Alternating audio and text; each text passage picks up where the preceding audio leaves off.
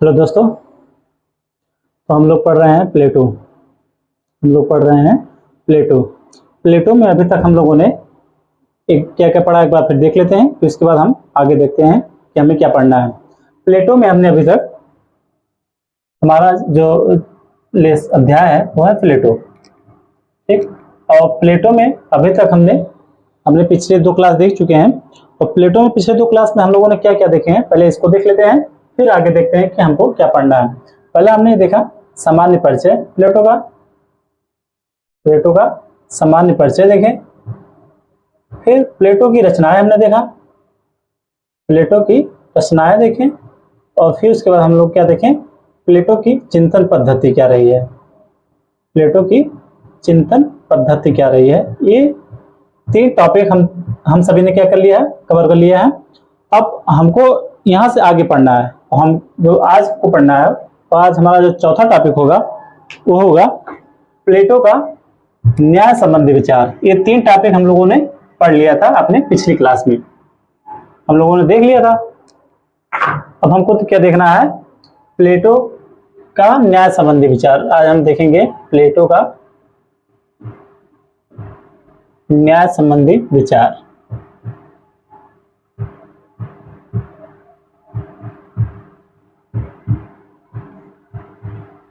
प्लेटो का न्याय संबंधी विचार, यही है।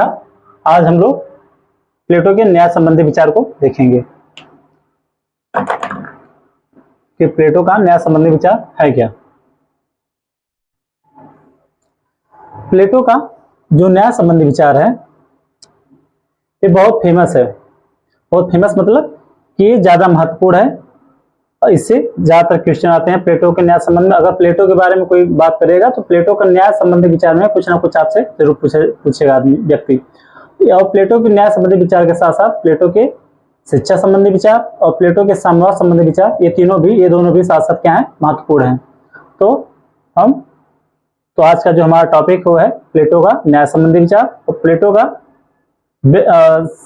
शिक्षा संबंधी विचार और साम्यवाद संबंधी विचार हम अपने आने वाले क्लास में देखेंगे। तो प्लेटो का जो पुस्तक थी, जो सबसे प्रसिद्ध पुस्तक थी, रिपब्लिक।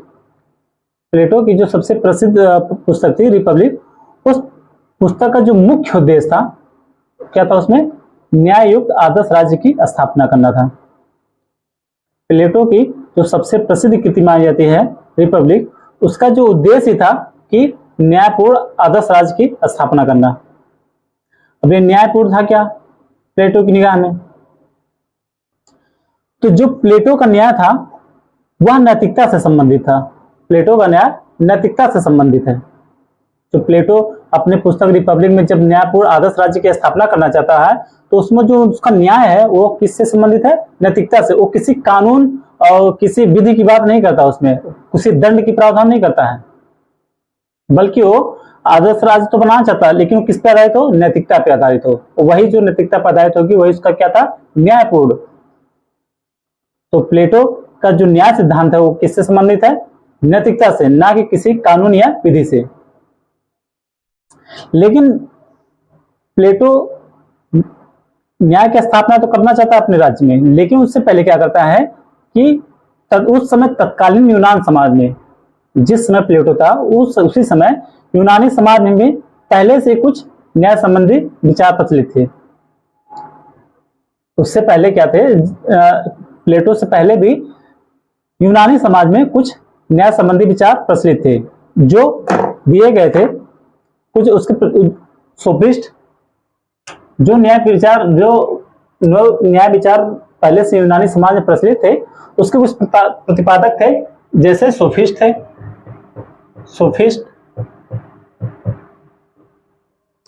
सोफिस्ट के अलावा पोलीमार्कस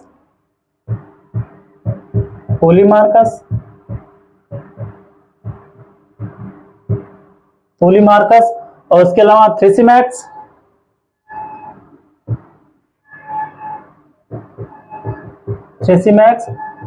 और ग्लूकोन। और क्या है, ग्लूकोन। ये सब क्या है, ये सब प्रतिपादक हैं। जब प्लेटो अपने न्याय संबंधी विचार देना चाहता था आदर्श राज्य के संबंध में, आदर्श राज्य की स्थापना के लिए। लेकिन उससे पहले भी तत्कालीन यूनानी समाज में कुछ न्याय संबंधी विचार प्रचलित थे, जिसके प्रतिपादक थे। कई न्याय संबंधी विचार प्रचलित थे, जिसमें कुछ के विचार प्रतिपादक थे सोफिस्ट थे, कुछ के पोलीमार्कस थे, और किसी के थेसिमैक्स थे, तो किसी के ग्लूकोन थे। तो ये सब जो है प्लेटो से पहले क्या है, यूनानी समाज में अपने अपने न्याय सिद्धांत प्रतिपादित किए थे। तो प्लेटो क्या करता है, जब अपना न्याय विचार देता है, तो इससे पहले इनके विचारों का खंडन करता है। इनके विचारों का क्या करता है, खंडन करता है, जो तत्कालीन यूनानी समाज में इनके द्वारा दिए गए थे। इनके विचारों का खंडन करने के बाद अब क्या है, तब प्लेटो क्या है, अपने विचार को लोगों के सामने लाता है, अपने न्याय संबंधी विचार को।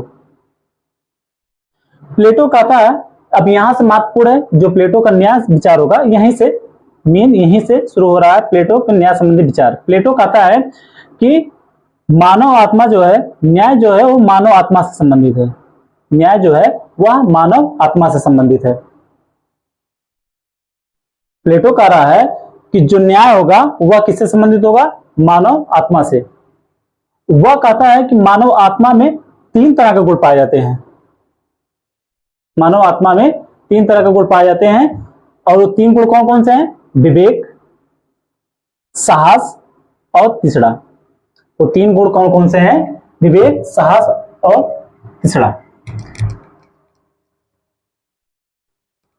प्लेटो क्या करता है, पहले तत्कालीन समाज में जो न्याय के संबंध में जो सिद्धांत प्रचलित थे, पहले उनका खंडन करता है, जो दिए गए थे पोलीमार्कस, ग्लूकोन जैसे विचारकों द्वारा। ठीक है, उसके बाद क्या करता है कि फिर अपने विचार देता है। जब वो अपना विचार देता है तो बोलता है कि जो न्याय है वह मानव आत्मा से संबंधित है, और मानव आत्मा में 3 तरह के गुण पाए जाते हैं। 3 तरह के गुण कौन कौन से हैं, विवेक, साहस और तीसरा कौन, लालसा भी कह सकते हैं, लालसा। मानव आत्मा में ये 3 तरह के गुण पाए जाते हैं। फिर इसके बाद प्लेटो कहता है कि इन्हीं तीनों तत्वों से, आत्मा के इन्हीं तीनों तत्वों से समाज या राज्य के यहाँ 3 वर्गों का निर्माण होता है। पहले प्लेटो कहता है कि मानव आत्मा, जो न्याय है वह मानव आत्मा से संबंधित है। जो न्याय है वह मानव आत्मा से संबंधित है, और आत्मा जो है उसमें 3 तरह के गुण होते हैं। किसी में विवेक के गुण होंगे, किसी की आत्मा में, तो किसी में साहस की प्रधानता होगी गुण की, और किसी में क्या होगी, तीसरा या लालसा की गुण होंगे किसी की आत्मा में। तो वो कहता है कि इन्हीं तीनों गुणों से, जो मनुष्य में 3 तरह के गुण पाए जाते हैं, इसी से मानव समाज में 3 वर्ग उभर के आते हैं। तो कहता है कि जिन व्यक्तियों में विवेक की प्रधानता होगी वो क्या होंगे, दार्शनिक होंगे, और जिन व्यक्तियों में साहस की प्रधानता होगी वो सैनिक वर्ग होंगे, और जिन व्यक्तियों में तीसरा की प्रधानता होगी वो क्या होंगे, उत्पादक वर्ग होंगे। समझिएगा, यही मेन है प्लेटो जो कहना चाह रहा है न्याय संबंधी विचार का, उसका यही मेन कहना है कि जो न्याय है वह मानव आत्मा से संबंधित है, लेकिन जो आत्मा है उसमें 3 तरह के गुण पाए जाते हैं। जो आत्मा है उसमें 3 तरह के गुण पाए जाते हैं। इन्हीं तीनों गुणों के आधार पर वह क्या करता है कि समाज में इसी आधार पर 3 वर्ग का निर्माण होगा, और ये तीनों क्या होगा, जो जिसमें विवेक की प्रधानता होगी वो दार्शनिक वर्ग होगा, और जिसमें साहस की प्रधानता होगी वो क्या होगा, सैनिक वर्ग में होगा, और जो तीसरा जिसमें प्रधानता होगी वो क्या होगा, उत्पादक वर्ग होगा। वो इन्हीं आत्मा के तीनों गुणों के आधार पर क्या करता है, समाज को 3 भागों में बांट देता है। कहता है कि मानव आत्मा में 3 तरह के गुण पाए जाते हैं, और उन्हीं तीनों गुणों के आधार पर क्या करता है, वो समाज या राज्य को पहले 3 भागों में बांट देता है। वह क्या करता है, समाज को 3 भागों में बांट देता है। फिर कहता है प्लेटो, जब वो 3 आत्मा के 3 तत्व बताता है, तीनों तत्व के आधार पर बताता है कि समाज के 3 वर्गों का निर्माण कर देता है। उसके बाद कहता है कि जब ये तीनों वर्ग कौन कौन से वर्ग, एक दार्शनिक वर्ग, जिसमें विवेक की प्रधानता होगी वो क्या होगा, दार्शनिक वर्ग होगा। और साहस में जिसकी प्रधानता होगी जिस व्यक्ति में, वो किस वर्ग में आएगा, सैनिक वर्ग में। और जिसमें लालसा की प्रधानता होगी वो किस वर्ग में आएगा, वो आएगा उत्पादक वर्ग में, उत्पादक वर्ग में। अब प्लेटो कहता है कि जब ये तीनों वर्ग अर्थात दार्शनिक वर्ग, सैनिक और उत्पादक वर्ग जब अपना अपना काम करेंगे और दूसरे के कार्यों में कोई हस्तक्षेप नहीं करेंगे, तब क्या होगा, तभी राज्य में न्याय होगा, तभी राज्य में न्याय स्थित होगा। और यही प्लेटो का क्या है, न्याय सिद्धांत है। कुछ ज्यादा नहीं है, थोड़ी सी बात है, बस समझने लायक है। प्लेटो क्या करता है, फिर से एक बार हम देख लेते हैं। प्लेटो कहता है कि जो न्याय है वह मानव आत्मा से संबंधित है।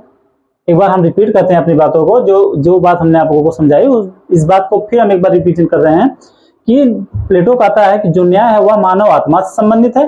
और आत्मा में जो है 3 तरह के गुण पाए जाते हैं, आत्मा में 3 तरह के गुण पाए जाते हैं। इन्हीं तीनों गुणों के आधार पर क्या करता है, वो समाज को 3 भागों में बांट देता है। वह कहता है कि आत्मा में 3 तरह के गुण होते हैं, विवेक, साहस और तीसरा के। और जिस व्यक्ति में विवेक की प्रधानता होगी, राज्य में जिन व्यक्तियों में विवेक की प्रधानता होगी उन्हें दार्शनिक वर्ग में शामिल कर दिया जाएगा, और जिनमें साहस की प्रधानता होगी उन्हें सैनिक वर्ग में शामिल कर उन्हें सैनिक वर्ग बना दिया जाएगा। और जिन लोगों में तीसरा या लालसा की प्रधानता होगी उन सबको मिला के बना दिया जाएगा, उत्पादक वर्ग बना दिया जाएगा।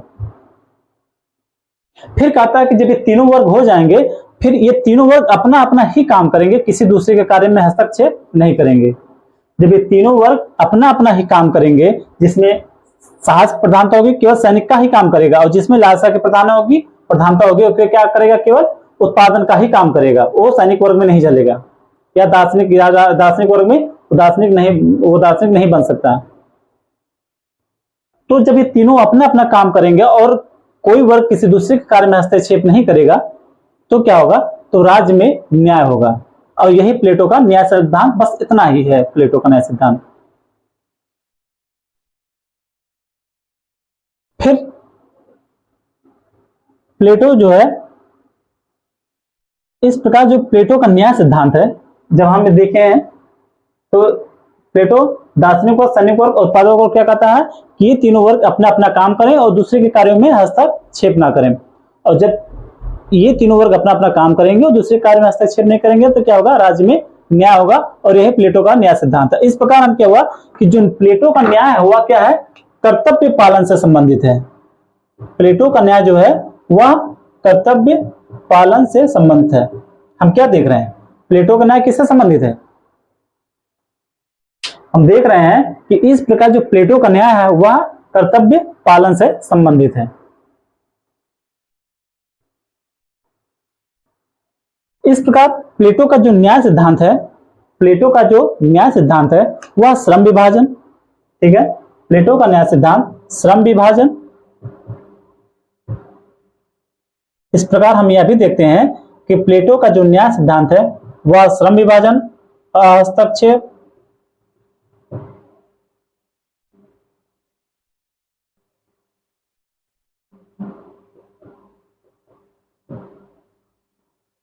और कार्य विशिष्टीकरण पर आधारित है।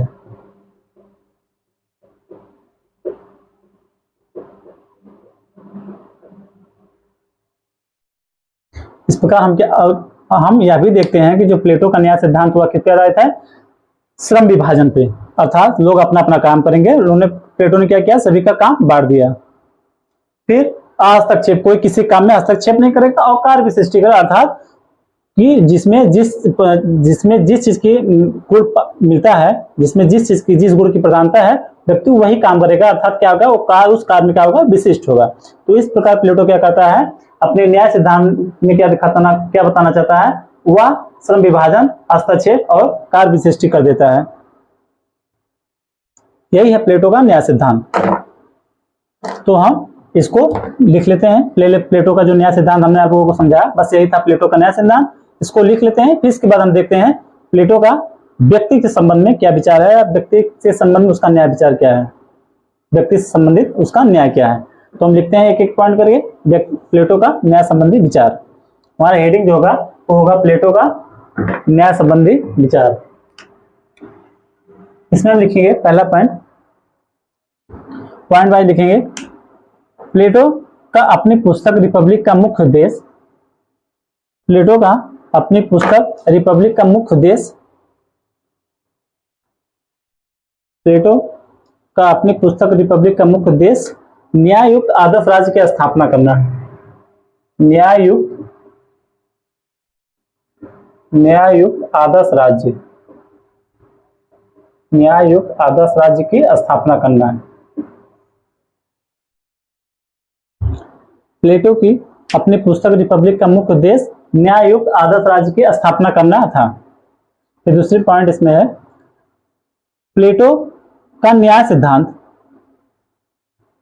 प्लेटो न्याय सिद्धांत को नैतिकता से संबंधित मानता है। प्लेटो न्याय सिद्धांत को नैतिकता से संबंधित मानता है।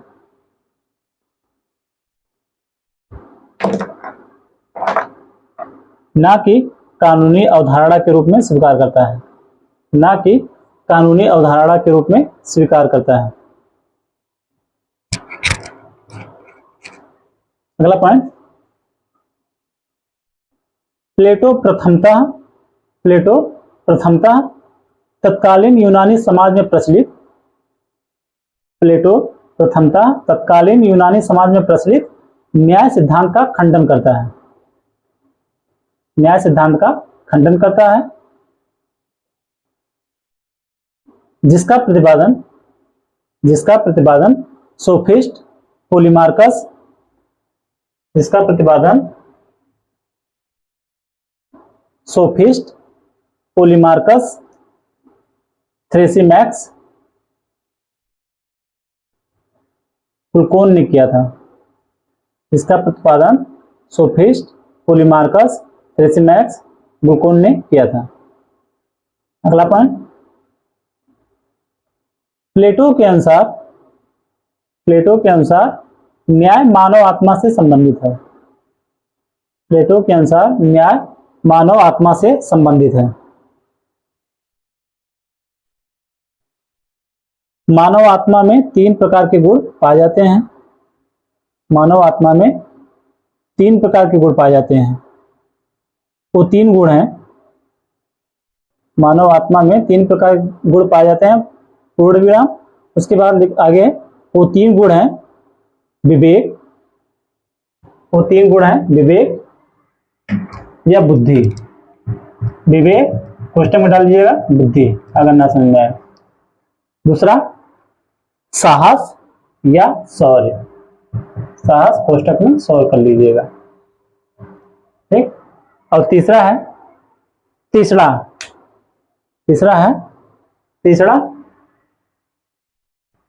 यह कोष्टक में कर लीजिएगा लालसा, या ये कर लीजिएगा कि विशेष कामना रखने वाला। तीसरा मतलब क्या होता है, विशेष कामना रखने वाला, विशेष कामना रखने वाला, यही क्या है, इसी को हम लालसा भी कहते हैं। वो 3 गुण हैं विवेक या बुद्धि, साहस या शौर्य, तीसरा अर्थात विशेष कामना रखने वाला या लालसा। अगला पॉइंट, मानव आत्मा के 3 तत्वों से ही, मानव आत्मा के इन 3 तत्वों से ही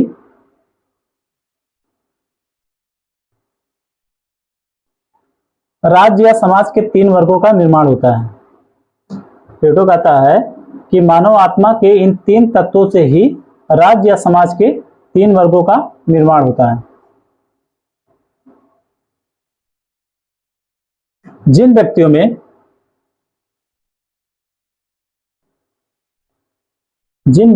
विवेक की प्रधानता होती है, जिन व्यक्तियों में विवेक की प्रधानता होती है, वे दार्शनिक वर्ग का निर्माण करते हैं। जिन व्यक्तियों में साहस की प्रधानता होती है, वे सैनिक वर्ग का निर्माण करते हैं। जिन व्यक्तियों में साहस की प्रधानता होती है, वे सैनिक वर्ग का निर्माण करते हैं। और जिन व्यक्तियों में तीसरा पोस्ट में लालसा कर लीजिएगा। और जिन व्यक्तियों में तीसरा या लालसा की प्रधानता होती है वे उत्पादक वर्ग का निर्माण करते हैं। वे क्या करते हैं? उत्पादक वर्ग का निर्माण करते हैं।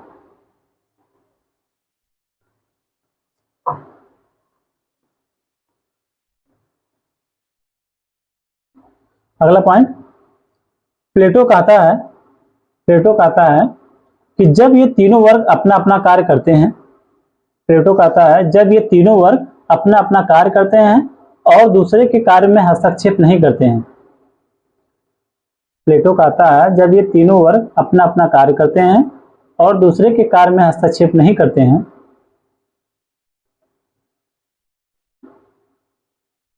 तभी राज्य में न्याय रहता है। तभी राज्य में न्याय स्थित रहता है। तभी राज्य में न्याय स्थिर रहता है। यही प्लेटो का न्याय सिद्धांत है। यही जो है प्लेटो का न्याय सिद्धांत है।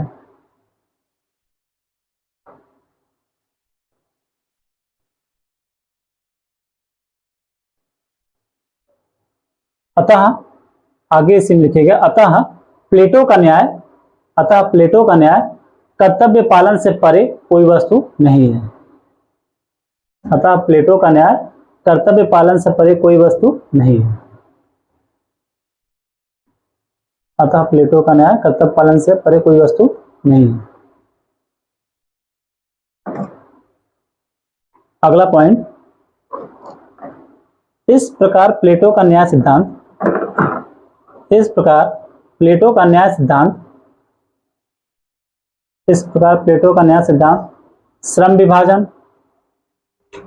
श्रम विभाजन, हस्तक्षेप और कार्य विशिष्टीकरण पर आधारित है।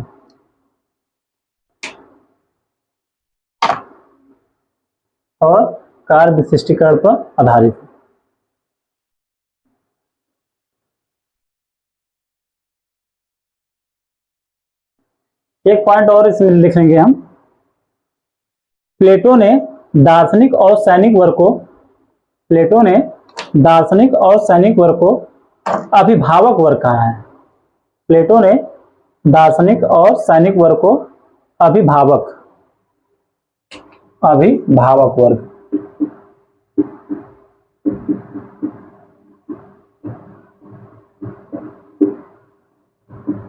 क्या कहा है? दार्शनिक और सैनिक वर्ग को अभिभावक वर्ग कहा है। ये हो गया हमारा प्लेटो का न्याय संबंधी विचार, यही था। अब हम देखेंगे प्लेटो का व्यक्ति से संबंधित न्याय या व्यक्ति संबंधी विचार। उसका प्लेटो का व्यक्ति संबंधी विचार कि प्लेटो का व्यक्ति के संबंध में क्या विचार थे। हालांकि ये इसी से मिलता जुलता है। प्लेटो का व्यक्ति संबंधी जो विचार है इसी से मिलता जुलता है जो न्याय संबंधी विचार है। वो अपने न्याय संबंध को ही व्यक्ति से जोड़ के कहता है। हेडिंग होगी हमारा व्यक्ति से संबंधित न्याय। व्यक्ति से संबंधित न्याय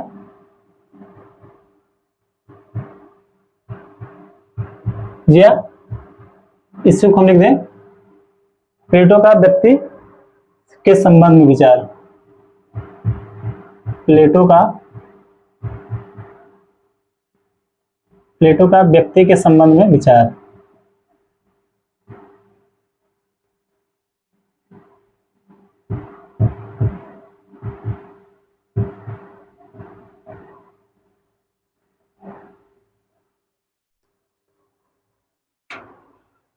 हमारी हेडिंग है व्यक्ति से संबंधित न्याय या प्लेटो का व्यक्ति के संबंध में विचार। प्लेटो का व्यक्ति के संबंध में विचार क्या है? वही चीज दोनों है। चाहे हम इसको कहें प्लेटो जो व्यक्ति संबंध में न्याय की बात करता है वही क्या है? उसका व्यक्ति से संबंधित क्या है? उसका विचार है। तो हम देखते हैं कि प्लेटो का व्यक्ति से संबंधित न्याय है क्या, या वह व्यक्ति के संबंध में क्या बातें कहता है। व्यक्ति के संबंध में वो क्या क्या बातें कहता है। प्लेटो के अनुसार वही बात वो कहता है दोबारा जो हमने न्याय सिद्धांत में पढ़ा है। बस वो क्या करता है इसमें व्यक्ति के संबंध में विचार देखेंगे तो इसमें हम केवल व्यक्ति की बात करेंगे, इसमें राज्य को नहीं शामिल करेंगे, केवल व्यक्ति के संबंध में। और जब राज्य के संबंध में बात करेंगे तो केवल उसमें राज्य के बारे में बात करेंगे। तो उसी क्या है, उसी के कुछ विचार क्या है, व्यक्ति के संबंध विचार है। जैसे प्लेटो कहता है कि आत्मा ही व्यक्ति की क्या है, पहचान है। प्लेटो अपने व्यक्ति के संबंध विचार में कहता है कि आत्मा ही व्यक्ति की पहचान है तथा हर आत्मा में 3 प्रकार के गुण पाए जाते हैं। तथा हर आत्मा में 3 प्रकार के गुण पाए जाते हैं। व्यक्ति क्या है, व्यक्ति की जो पहचान है वह आत्मा ही है। और आत्मा जो है वह जो उसमें जो है 3 तरह के गुण पाए जाते हैं, विवेक, साहस और तीसरा। विवेक, साहस और तीसरा। तो जिस व्यक्तियों में विवेक की प्रधानता होगी वह दार्शनिक वर्ग में जाएगा। जिस व्यक्ति में विवेक की प्रधानता होगी किस में जाएगा, दार्शनिक वर्ग में जाएगा। और जिस व्यक्ति में साहस की प्रधानता होगी वह सैनिक वर्ग में जाएगा। और जिस व्यक्ति में तीसरा या लालसा की प्रधानता होगी किस में जाएगा, उत्पादक वर्ग में जाएगा। बस वही बात है। बस इसमें क्या है, इसमें हमको क्या करना है, व्यक्ति के इस विशेष तौर पे व्यक्ति से ही संबंध में देखना है हमको। वही बात हम केवल व्यक्ति से जोड़ के देखेंगे। वही बात का उसने कहा रहा है कि जो मानव आत्मा, जो व्यक्ति है उसकी जो मेन पहचान है उसकी आत्मा है। व्यक्ति की जो मेन पहचान है, अपने व्यक्ति संबंधी विचार में प्लेटो कहता है कि जो व्यक्ति की मेन पहचान है वह उसकी आत्मा है। और आत्मा 3 तरह की होती है। आत्मा जो है 3 तरह की होती है। आत्मा में 3 तरह के गुण पाए जाते हैं, एक विवेक, एक साहस और एक तीसरा। और फिर कहता है कि जिसमें विवेक की प्रधानता होगी वह दार्शनिक वर्ग में जाएगा। और जिस व्यक्ति में साहस की प्रधानता होगी वो किस में जाएगा, वह जाएगा आपका सैनिक वर्ग में। और जिसमें तीसरा की प्रधानता होगी उसको उत्पादक वर्ग में शामिल कर दिया जाएगा। जिस व्यक्ति में किसकी प्रधानता होगी, उत्पादक, लालसा की या तीसरा की, उस किसमें जाएगा, वो चला जाएगा उत्पादक वर्ग में। और फिर कहता है कि प्लेटो को प्रत्येक व्यक्ति को, अब इसका उसके आगे प्लेटो फिर कहता है कि प्रत्येक व्यक्ति को जब जिस वर्ग में चला जाएगा तो उसको उसी वर्ग से संबंधित कार्य को करना चाहिए। प्लेटो कहता है कि जब प्रत्येक व्यक्ति का अपना वर्ग डिसाइड हो जाए, निर्णय हो जाए कि कौन सा व्यक्ति किस वर्ग में आता है, जब वह व्यक्ति, अगर कोई व्यक्ति साहस सैनिक वर्ग में जाता है या कोई व्यक्ति दार्शनिक वर्ग में जाता है, अगर कोई व्यक्ति उत्पादक वर्ग में जाता है, जब व्यक्ति अपने वर्ग से संबंधित कार्य ही करे, जब अपने वर्ग में चला जाए, उसका वर्ग डिसाइड हो जाए, निर्णय हो जाए उसके वर्ग का, तो जब वो जिस वर्ग में वो चला जाए और उसी वर्ग से संबंधित वो कार्य करे और दूसरे के वर्ग में हस्तक्षेप ना करे तो क्या होगा, व्यक्ति के साथ क्या होगा, न्याय होगा। समझे बात। प्लेटो कहता है कि वह तो सभी व्यक्तियों को अलग अलग वर्ग में भेजता है, कि कहता है जिसमें साहस की प्रधानता होगी वह सैनिक वर्ग में जाएगा और जिसमें तीसरा की प्रधानता उत्पादक वर्ग में जाएगा। फिर वो कहता है कि व्यक्ति की अपने वर्ग, जब वो अपना वर्ग डिसाइड हो जाए तो उसको अपने वर्ग से संबंधित ही कार्य करना चाहिए, उसके दूसरे वर्ग में जाकर काम नहीं करना चाहिए। यही क्या है, व्यक्ति से संबंधित, तभी क्या होगा,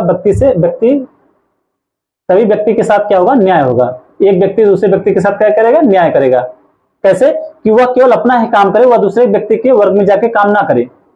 अगर वह दूसरे व्यक्ति के वर्ग में जाके काम करता है तो क्या होगा, वो अन्याय कर रहा है दूसरे व्यक्ति के साथ जो उस वर्ग में है। अगर कोई सैनिक वर्ग उत्पादक वर्ग में आकर काम करे तो इसका मतलब क्या है कि सैनिक वर्ग वाला व्यक्ति उत्पादक वर्ग वाले व्यक्तियों के साथ क्या कर रहा है, अन्याय कर रहा है। तो इस प्रकार जो प्लेटो का जो है न्याय है, इस प्रकार जो प्लेटो जो है प्रत्येक व्यक्ति को विशेष गुण के अनुरूप एक ही कार्य करने का क्या देता है, निर्देश देता है। इस प्रकार प्लेटो जो है प्रत्येक व्यक्ति को विशेष गुण के अनुरूप, प्रत्येक व्यक्ति को विशेष गुण के अनुरूप क्या करता है, एक ही कार्य करने का निर्देश देता है, ना कि कोई व्यक्ति सभी कार्य करे। केवल एक, अगर जो उत्पादक है केवल उत्पादन का ही काम करे, और जो इसमें साहस की प्रधानता है केवल साहसी वाला, सैनिक वाला ही काम करे, साहस वाला ही काम करे, वह उत्पादक वर्ग में ना जाए।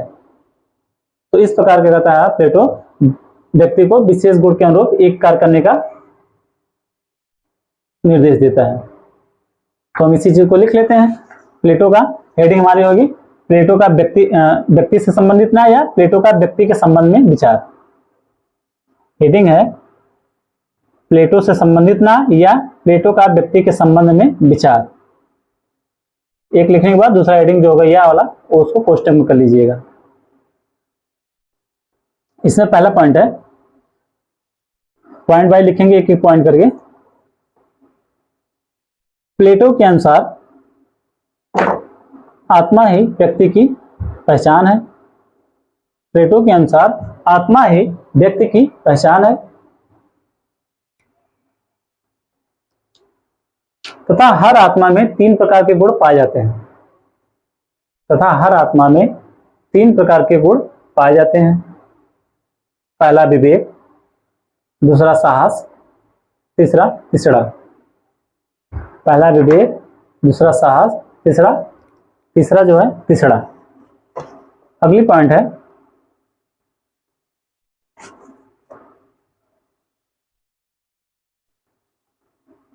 प्लेटो के अनुसार आत्मा ही व्यक्ति की पहचान तथा हर आत्मा में 3 प्रकार के गुण पाए जाते हैं, विवेक, साहस और तिसड़ा। आगे लिखिएगा,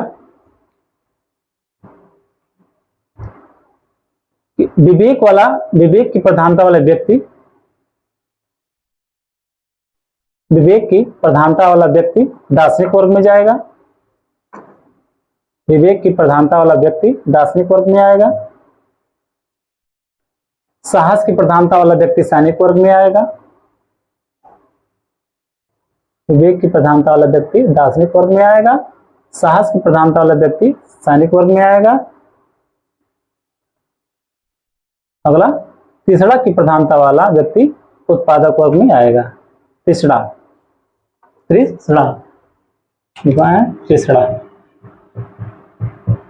या लालसा। तीसरा की प्रधानता वाला व्यक्ति उत्पादक वर्ग में आएगा। फिर अगला पॉइंट है, प्लेटो के अनुसार प्रत्येक व्यक्ति को केवल अपने वर्ग से संबंधित कार्य को ही करना चाहिए। प्लेटो के अनुसार प्रत्येक व्यक्ति को केवल अपने वर्ग से संबंधित कार्य को ही करना चाहिए तथा दूसरे वर्ग के कार्यों में हस्तक्षेप नहीं करना चाहिए। अगला पॉइंट, अतः इस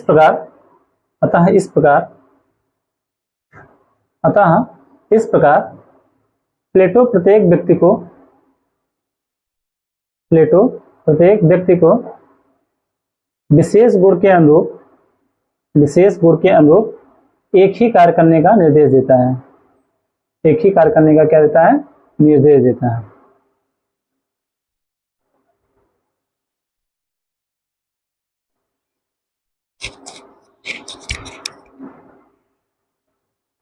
ये है हमारा प्लेटो का व्यक्ति से संबंधित विचार। प्लेटो जो व्यक्ति के संबंध में यही बात कहता है कि उन्हें अपना अपना कार्य करना चाहिए, उन्हें दूसरे के कार्यों में क्या है, हस्तक्षेप नहीं करना चाहिए। अब जो हमारी अगला हेडिंग होगा वो होगा राज्य से संबंधित विचार। प्लेटो का राज्य से संबंधित विचार। अगली हेडिंग है प्लेटो का राज्य से संबंधित विचार।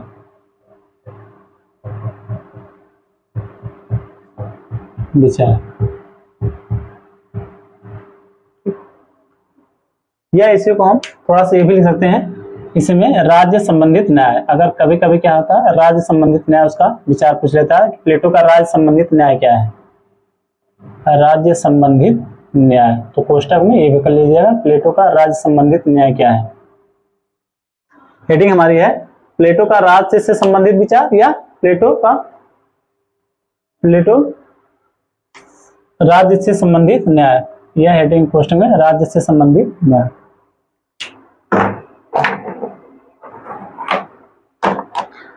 हम लोगों ने प्लेटो के न्याय संबंधित विचार देखे हैं, तो वही इसी में क्या होगा, प्लेटो का राज्य संबंधी विचार है, उसी में क्या होगा, उसी से मिलता जुलता उसका राज्य संबंधी विचार होगा।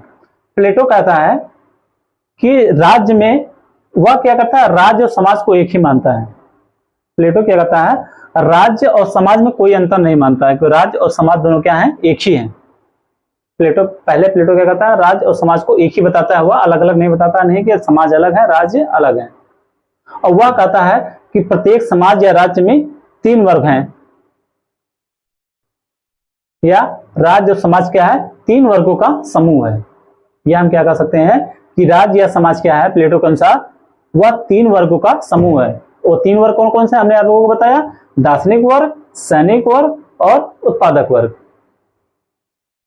फिर प्लेटो कहता है कि जब ये तीनों वर्ग अपना अपना ही कार्य करें, जब ये तीनों वर्ग अपना अपना ही कार्य करें और कोई वर्ग दूसरे वर्ग के कार्य में जाकर हस्तक्षेप ना करे, जाकर दूसरे वर्ग के कार्य में हस्तक्षेप ना करे, तो क्या होगा, राज्य में न्याय होगा। यही प्लेटो का क्या है, राज्य से संबंधित न्याय।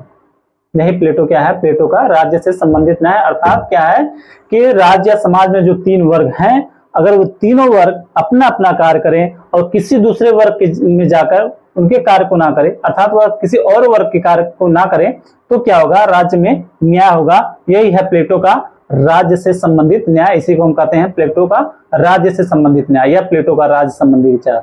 लेकिन कुछ उसके राज्य के संबंध में कुछ और भी विचार हैं। ये तो हमने केवल न्याय के इस बात में कही कि राज्य के संबंध में न्याय क्या होगा। तो अगर कभी कोई पूछे कि प्लेटो का राज्य संबंधित न्याय है, तो यही होगा कि प्लेटो के राज्य में 3 वर्ग होते हैं। प्लेटो कहता है कि राज्य या समाज जो है वह 3 वर्गों का समूह है, और जब ये तीनों वर्ग केवल अपना अपना वर्ग कार्य करे और किसी दूसरे वर्ग में जाकर वह उनके कार्य को ना करे, तो क्या होगा, राज्य में न्याय होगा। और यही क्या है, प्लेटो द्वारा जो राज्य से संबंध में न्याय की बात करता है, वही है प्लेटो का राज्य से संबंधित न्याय। लेकिन प्लेटो का राज्य के संबंध में कुछ और भी विचार हैं। प्लेटो जो है राज्य को व्यक्ति से ऊंचा स्थान देता है। ऊंचा स्थान से मतलब है कि प्लेटो राज्य को व्यक्ति से अधिक महत्व देता है। अगर किसी बात को लेकर राज्य और व्यक्ति के बीच में कोई बात होती है, तो उसमें ज्यादा महत्व प्लेटो किसको देता है, राज्य को, ना कि व्यक्ति को। तो प्लेटो के राज्य संबंधी विचार में एक बात यह भी है कि प्लेटो व्यक्ति से संबंधित महत्व किसको देता है, राज्य को देता है। और प्लेटो अपनी पुस्तक द रिपब्लिक में जिस राज्य की व्याख्या करता है, वह कौन सा राज्य है, आदर्श राज्य के। या प्लेटो, या हम यह देखें कि प्लेटो की जो सबसे प्रसिद्ध पुस्तक है रिपब्लिक, वह अपने उस पुस्तक में आदर्श राज्य की ही बात करता है, या राज्य की बात करता है। किस राज्य की, आदर्श राज्य की बात करता है। प्लेटो अपने सबसे फेमस पुस्तक, अपनी फेमस कृति में किसकी बात करता है, वह बात करता है राज्य की, आदर्श राज्य की बात करता है। उसमें वो आदर्श राज्य बनाना चाहता है अपने पुस्तक में वह। साथ ही साथ प्लेटो यह कहता है राज्य के संबंध में कि जो राज्य का निर्माण है वह ओक के वृक्ष या बालू और पत्थरों से नहीं होता है। राज्य का जो निर्माण होता है वह ओक के वृक्ष मतलब यह एक वृक्ष है जो बहुत यूनानी समाज में बहुत पवित्र था। ओक का वृक्ष या बालू और पत्थरों से नहीं होता है। राज्य का निर्माण या राज्य का जो विकास होता है वह ओक के वृक्ष या बालू पत्थरों से नहीं होता है, बल्कि वह किससे होता है, उसमें राज्य में निवास करने वाले व्यक्तियों के चरित्र से क्या होता है, राज्य का निर्माण होता है या राज्य का विकास होता है, राज्य की प्रोग्रेस होती है, राज्य की उन्नति होती है। किससे, जो राज्य में विकास करने वाले लोगों के द्वारा, ना कि राज्य में बालू और पत्थरों का निर्माण बड़ा बड़ा कर दिया जाए या ओक के वृक्ष हर जगह जगह लिया जाए, तो उससे क्या होगा, राज्य का क्या होगा, विकास होगा, या राज्य का निर्माण नहीं होगा। ओक का वृक्ष मतलब है कि एक पवित्र पेड़ है जो यूनानी समाज में, जिसका स्थान यूनानी समाज में एक देवी देवता की तरह था, या एक जैसे हम लोग पूजते हैं, जिसको लोग क्या करते थे, पूजते थे ओक के वृक्ष को। यूनानी समाज में ओक का वृक्ष एक पवित्र पौधा था, पेड़ था, जिसको यूनानी समाज में क्या कहा, पूजा जाता था। तो उसी को कहता है कि जो राज्य का निर्माण होगा वो ओक के वृक्ष से या बालू पत्थरों के से नहीं होगा, बल्कि क्या होगा, उसमें निवास करने वाले व्यक्तियों के द्वारा ही राज्य का विकास होगा। अगर राज्य में निवास करने वाले व्यक्तियों का चरित्र अच्छा है तो राज्य भी क्या होगा, अच्छा होगा। फिर आगे कहता है कि जो राज्य है वह प्राकृतिक संस्था है, वह कृत्रिम नहीं है। राज्य दो, कभी कभी कुछ लोग कहते हैं कि राज्य कृत्रिम संस्था है और कभी कभी कुछ कहते हैं कि राज्य प्राकृतिक संस्था है। तो यहाँ प्लेटो क्या कहता है कि राज्य प्राकृतिक ही संस्था है, कृत्रिम संस्था नहीं है। और यह किस आधार पर कहता है? वह कहता है कि राज्य जो है विकास का परिणाम है, अर्थात यह स्वाभाविक संस्था अपने आप बना है, एक एक करके धीमे से इतिहास की प्रक्रिया में थोड़ा थोड़ा करके इसका निर्माण राज्य हुआ है। तो ये राज्य जो है पहले थोड़ा थोड़ा राज्य का जो निर्माण हुआ वह थोड़ा थोड़ा करके बना है, या ना नहीं कि किसी व्यक्ति द्वारा एक बार बना दिया गया है। तो इसी आधार पर वो कहता है कि राज्य जो है वह प्राकृतिक संस्था है, वह कृत्रिम संस्था नहीं है। वह प्राकृतिक संस्था क्यों कहता है? कहता है कि वह एक स्वाभाविक संस्था है, अर्थात वह विकास का परिणाम है, थोड़ा थोड़ा करके राज्य बना है। पहले राज्य नहीं था, पहले कुछ थोड़ा सा अंश आया, फिर थोड़ा सा इस तरह से क्या हुआ, स्वाभाविक तौर पे एक राज्य अब जाके एक राज्य बना है। ये किसी व्यक्ति एक व्यक्ति द्वारा नहीं बनाया गया, इसका स्वाभाविक तौर पे थोड़ा थोड़ा क्या हुआ, विकास हुआ। इसीलिए उसका कहता है कि राज्य जो है वो प्राकृतिक संस्था है, कृत्रिम नहीं है। इसी आधार पर राज्य का वो प्लेटो कहता है। और प्लेटो फिर अपने आगे और कहता है कि प्लेटो कहता है कि जो राज्य है वह नैतिक है। प्लेटो का जो राज्य है वह कहता है वह नैतिक है। अनैतिक किस आधार पर कहता है प्लेटो का राज्य नैतिक है? प्लेटो जो राज्य अपना राज्य बनाता है वह कैसा है? वह नैतिक है। हम दूसरे राज्य की बात नहीं कर रहे, प्लेटो जो राज्य बना रहा है वो प्लेटो का राज्य क्या है? नैतिक है। और नैतिक वह इसलिए है क्योंकि वह एक दार्शनिक राजा द्वारा क्या होता है? शासित होता है। वह एक दार्शनिक राजा द्वारा शासित होता है। उस राज्य में विधि और दंड का कोई स्थान नहीं होता है। उस राज्य में विधि या दंड का कोई स्थान नहीं होता है। इसलिए प्लेटो का जो राज्य है वह क्या है? नैतिक राज्य है। तो इस प्रकार प्लेटो की जो शासन प्रणाली है, जो राज्य में प्लेटो के जो राज्य में जो शासन प्रणाली है वह कैसा है? विवेकशील अधिनायकवाद है। तो इस प्रकार जो प्लेटो की जो शासन प्रणाली राज्य में, जो प्लेटो की जो शासन प्रणाली वह कैसी है? विवेकशील अधिनायकवाद है। विवेकशील अधिनायकवाद। विवेकशील मतलब आप समझिए जो विवेक पे आधारित हो।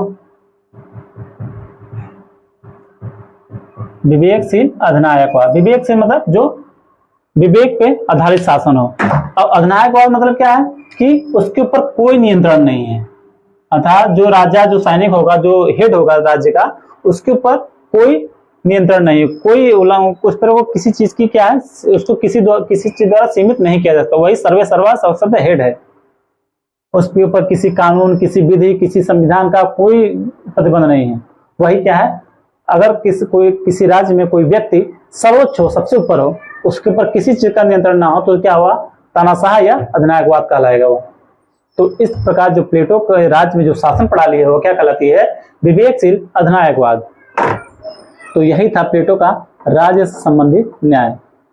प्लेटो का जो राज्य संबंधित न्याय था यही था, क्या था, जो हमने आप लोगों को अभी बताया है। तो हम प्लेटो के राज्य संबंधित जो विचार हैं, या प्लेटो से राज्य से संबंधित प्लेटो का जो न्याय संबंधी विचार है वह हम लिख लेते हैं, जो अभी आप लोगों को बताया, ताकि अगर आप लोग इसको लिख लेंगे तो अगर आप लोग अच्छे से समझे होंगे और लिख लेंगे तो कभी अगर फिर भविष्य में जब पढ़ना होगा तो हम नोट्स पे अच्छे से देख के समझ सकते हैं कि क्या क्या हम लोगों ने पढ़ा है। तो लिखते हैं, हेडिंग है हमारा प्लेटो का व्यक्ति से संबंधित, प्लेटो का राज्य से संबंधित विचार। प्लेटो का राज्य से संबंधित विचार, कोष्टक में कर लेंगे राज्य से संबंधित न्याय, या कोष्टक में राज्य से संबंधित न्याय।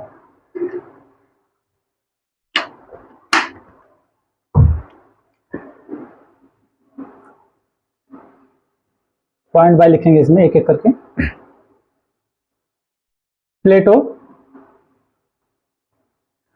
प्लेटो राज्य या समाज में अंतर नहीं करता है। प्लेटो राज्य या समाज में अंतर नहीं करता है।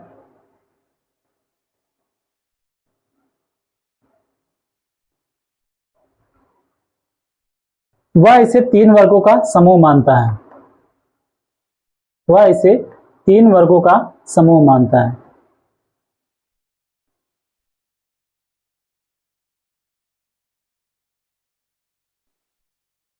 अगला पॉइंट, जब ये तीनों वर्ग अपना अपना कार्य करेंगे, जब ये तीनों वर्ग अपना अपना कार्य करेंगे और किसी दूसरे वर्ग के कार्यों में हस्तक्षेप नहीं करेंगे, और किसी दूसरे वर्ग के कार्य में हस्तक्षेप नहीं करेंगे, तभी राज्य में न्याय होगा। तभी क्या होगा? राज्य में न्याय होगा।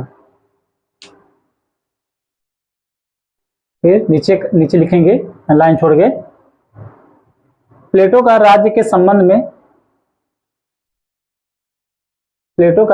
संबंध में अन्य विचार निम्न है। प्लेटो का राज्य के संबंध में अन्य विचार निम्न है। पहला पॉइंट, प्लेटो व्यक्ति की तुलना में राज्य को अधिक महत्व देता है। प्लेटो व्यक्ति की तुलना में राज्य को अधिक महत्व देता है, अर्थात प्लेटो की नजर में व्यक्ति से ज्यादा महत्वपूर्ण क्या है? राज्य है।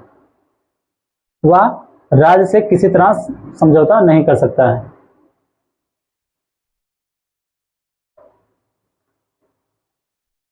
अगला पॉइंट, प्लेटो अपनी पुस्तक द रिपब्लिक में, प्लेटो अपनी प्रसिद्ध पुस्तक द रिपब्लिक में आदर्श राज्य की व्याख्या करता है। द रिपब्लिक में आदर्श राज्य की व्याख्या करता है।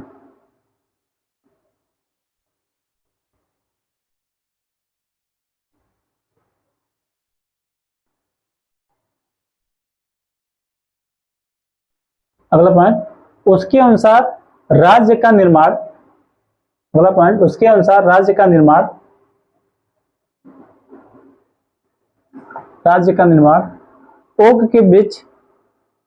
ओक के वृक्ष या बालू एवं पत्थरों से नहीं होता है।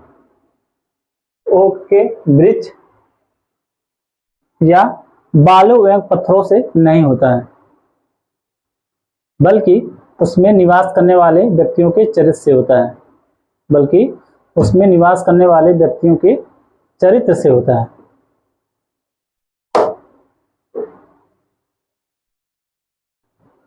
अगला पॉइंट, प्लेटो राज्य को सावयव मानता है। सावयव या शरीर, क्वेश्चन में लीजिएगा शरीर, सावयव मतलब होता है शरीर। वह राज्य को पूरा शरीर मानता है। तो हमें लिखना है प्लेटो राज्य को सावयव या शरीर मानता है। और उसका न्याय सिद्धांत राज्य में सावयवी एकता प्राप्त करने का साधन है। और उसका न्याय सिद्धांत राज्य में सावयवी एकता प्राप्त करने का क्या है? साधन है। सावयवी एकता प्राप्त करने का साधन है, अर्थात जो उसका राज्य है वह पूरा शरीर है, और जो उसका न्याय सिद्धांत है वह शरीर के अंगों को क्या करता है? जोड़ता है, उसमें एकता लाता है।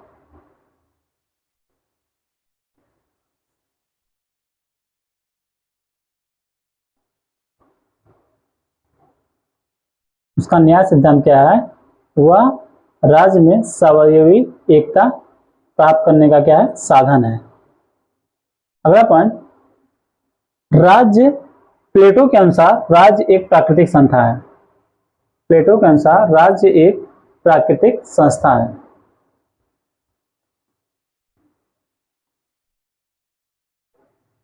राज्य एक प्राकृतिक संस्था है। यह विकास का परिणाम है। अर्थात यह स्वाभाविक संस्था है। अगला पॉइंट, प्लेटो के अनुसार राज्य नैतिक है। प्लेटो के अनुसार राज्य नैतिक है।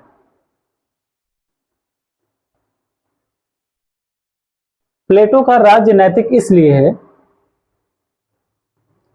प्लेटो का राज्य नैतिक इसलिए है क्योंकि वह एक दार्शनिक राजा द्वारा शासित होता है।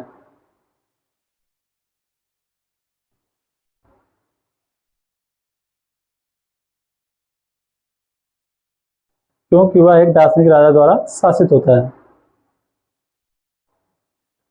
प्लेटो के राज्य में, प्लेटो के राज्य में विधि एवं दंड का कोई स्थान नहीं है। विधि एवं दंड का कोई स्थान नहीं है। विधि एवं दंड का कोई स्थान नहीं है।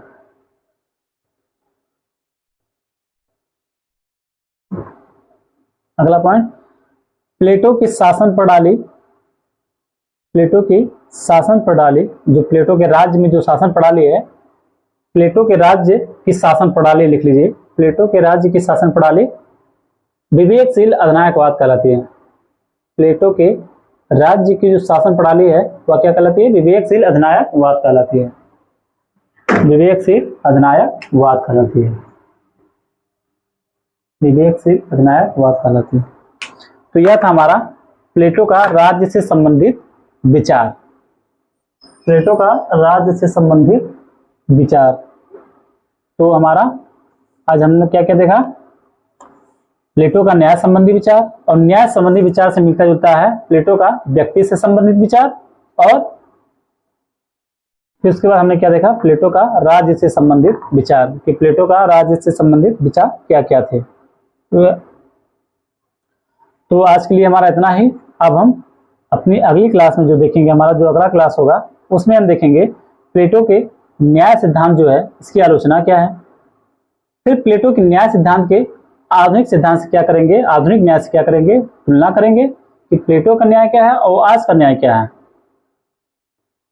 और फिर उसके बाद जो उसके न्याय सिद्धांत के प्रमुख तत्व हैं प्लेटो के, क्या क्या हैं प्रमुख तत्व प्लेटो के न्याय सिद्धांत में, वो तीनों चीज हम जानेंगे अगले लेक्चर में। तो आज के लिए इतना ही। तो हम मिलते हैं फिर अगले क्लास में। तब तक के लिए बाय।